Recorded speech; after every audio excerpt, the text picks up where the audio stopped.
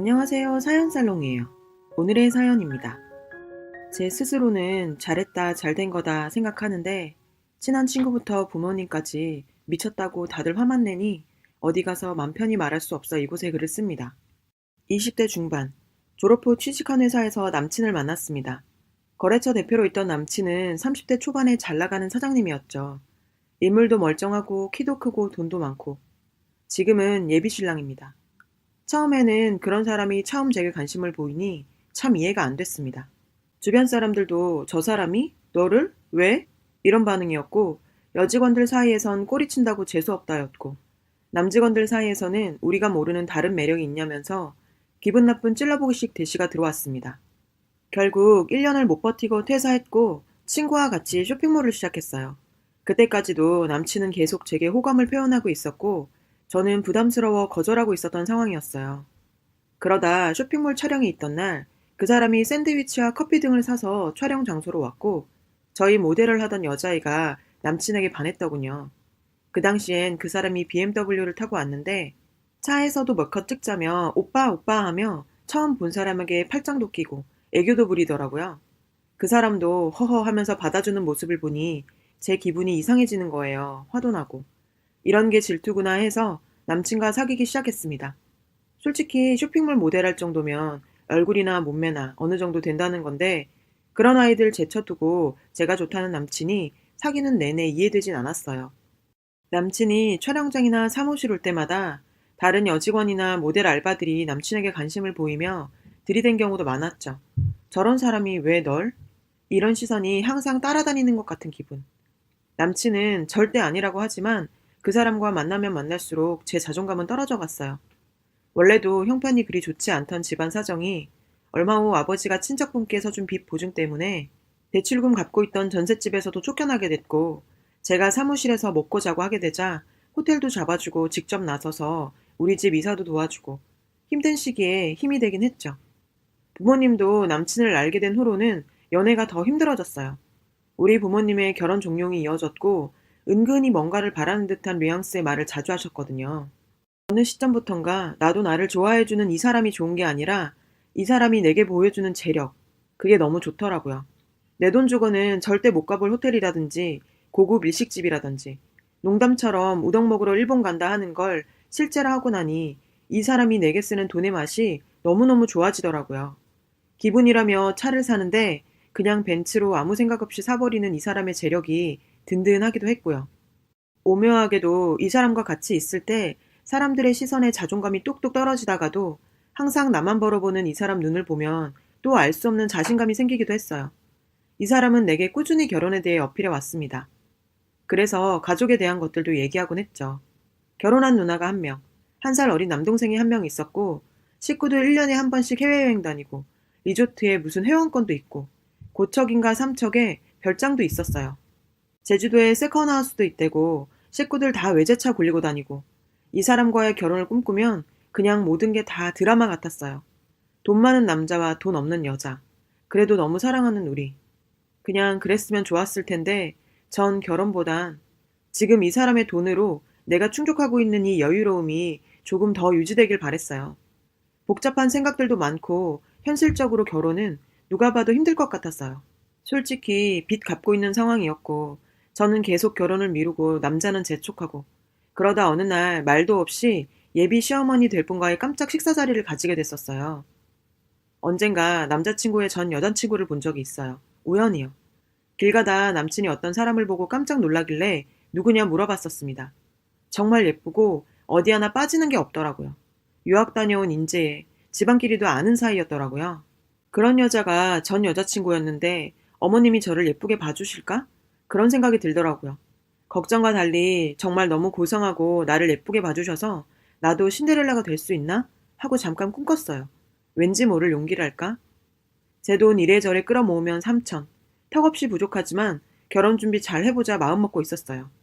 그런데 남친이 자신이 5천을 주겠으니 내 돈인 것처럼 하고 결혼 준비하라는데 순간 기분이 묘하더라고요. 뭐라 표현할 수 없는 비참한 기분. 그래서 싫다. 돈이야 받을 수 있지만 내 돈인 척 할 수는 없다 하니 자길 봐서 그런 척 해달라고. 솔직히 부모님이 널 탐탁해 하지 않은 건 사실이니 자길 좀 도와달라면서요. 어머님이 탐탁해하지 않는다? 아니 그럼 저한테 한 행동들은 뭐였나요? 결혼하면 2년 정도는 정부치고 살자고까지 하셔놓고 왜 뒤에서 그러시는 건지 기분이 이상했죠. 아, 이래서 시어머니라는 소리가 나오는 거구나. 시댁이 왜 시댁이겠어? 생각하면서 일단 눈 꼭 감고 결혼까지 가보기로 했습니다. 상견례 날 남친이 우리 태우러 와서 같이 이동하고 있는데 남친이 혹시 모르니 알고 계시라면서 말을 꺼내더라고요. 지금 살고 계신 집은 자가인 걸로 하고 월세거든요. 그리고 따님 결혼 준비 자금은 8천이라고 알고 계시라고. 그때 농담처럼 아빠가 결혼하면 김서방 덕에 진짜로 집이 생기겠네 하면서 싱글벙글 하시는데 겸연쩍어 하면서 허허 웃는 남친 얼굴을 보기가 민망하더군요. 상견례장에서 예비 시부모님을 뵈었을 땐 왠지 어쩔 수 없이 나오셨다는 느낌을 강하게 받았습니다. 그래도 끝까지 저희 부모님과도 고상하게 얘기해 주셨어요. 그래요. 그것만도 감사해야죠. 이야기 중 예비 시모가 또 그러시대요. 아쉽다 하시면서 우린 애들이 한 2년 같이 살다가 나갔으면 좋으련만 우리 아들이 결사 반대네요 라고 웃으면서 말씀하시는데 그 와중에 엄마가 결혼하면 그 집안 가풍도 익힐 겸 몇 년 같이 사는 것도 괜찮죠 라고 말하길래 그냥 그렇게 농담처럼 말하고 끝난 줄 알았더니 그 집에 들어가서 살으라고 난린 거예요. 그럼 그 집에 뭐 혼수 들어갈 거 있냐면서 들어가서 살고 네 결혼 자금 남을 테니 달라고. 그래서 제가 내 돈이 아니고 오빠 돈이잖아. 남으면 다시 오빠를 줘야지 했더니 그 집이 돈 몇천 없다고 죽냐고. 근데 우리는 죽는다고 합니다. 숨이 꽉 막혀오네요. 그때부터 이 결혼이 내 부모가 무섭기 시작했고 남친이 너무 불쌍하더군요. 남친 만나 얘기했습니다. 내가 왜 이런지 모르겠지만 자꾸 안 좋은 결과만 예상된다. 왠지 결혼하게 되면 당신도 나도 너무 불행해질 것 같다 하니 자신은 괜찮다고 하는데 저는 이 결혼 꿈꾸면서 행복하지가 않아요. 막말로 남친이 비싼 스테이크를 사줘도 이 상황이 불편하고 모든 게 숨이 막히는 것 같고 짜증나기 시작했어요. 그래도 신데렐라가 될 수 있으니까 하고 스스로 위로하며 결혼 진행을 하고 있었어요. 그러다 제가 정말 바닥에 있구나. 나는 왜 이것밖에 안 되지? 생각하게 되는 결정적인 일이 생겼어요. 남친 누나는 현재 해외에 있어서 다음 달에 보기로 하고 우선 남친의 남동생을 만났어요. 자기 여자친구를 데려왔더라고요. 형 가면 자신도 곧 결혼할 거라는데 지금 대학생이라는 그 여자애는 얼굴도 이쁜데 학교도 연세대, 부모님이 의사이고 언니가 변호사라네요. 영국으로 유학도 갔다 왔대고 차도 무슨 스포츠카 같은 외제차. 아, 이게 진짜 끼리끼리구나 싶더라고요. 다시 남친의 전 여자친구 생각이 나더라고요. 어느 하나 빠질 것 없는 사람들. 세상에 존재하지 않을 것 같던 사람들. 나는 불청객이구나. 분명 내 위주로 얘기가 돌아가고 있는데 나는 할 말이 아무것도 없는 거. 그 여자애도 저에 대해 알고 있는 것 같았어요. 표정과 행동이 그냥 저를 무시하고 있었으니까요. 그냥 웃는 거 외엔 아무것도 할 수 없는 불편함. 정말 이득이 눈에 보여 눈 감고 있었는데 현실을 직시하게 됐어요. 맞잖아요. 저도 그냥 돈 보고 좋은 여자들과 다를 게 뭘까요? 안 맞는 속옷이라도 입은 것처럼 불편해서 편하게 숨도 한번 크게 들이키기 힘든 기분. 집으로 돌아오는 차 안에서 그냥 눈물이 쏟아지고 남친은 당황하는데 헤어지자고 했어요. 헤어져 달라고. 이런 마음으론 결혼할 수 없고 나는 우울해서 미쳐버릴지도 모른다고. 내 스스로 계속 비교하고 견눈질하는 내가 싫고 작게 쪼그라들어서 숨도 못 쉬게 될 것 같다. 나는 신데렐라 할 수 있는 애가 아니었다고 말했습니다. 너무 울어서 목소리까지 쉬어버렸는데도 악다구니 써가며 얘기했는데 괜찮다고 내가 있잖아 라고 안아주는 남친이 왠지 모르게 미웠어요. 집에 와서 결혼 안 할 거라 얘기하니 아빠에겐 뺨까지 맞았고 엄마는 머리 싸매고 누웠어요. 친구들은 저보고 배부른 소리에 미쳤다 하지만 한편으론 잘 됐다면 쑥덕거렸죠. 아니면 내심 바랬던 일인지. 사혼 소식 전하고 예비 시모한테 연락 한 통 올 줄 알았더니 아무 말도 없네요. 그 사람 역시 힘들었던지 일주일쯤 후에 식장이랑 신행 취소했다고 연락 한 통 오고 끝.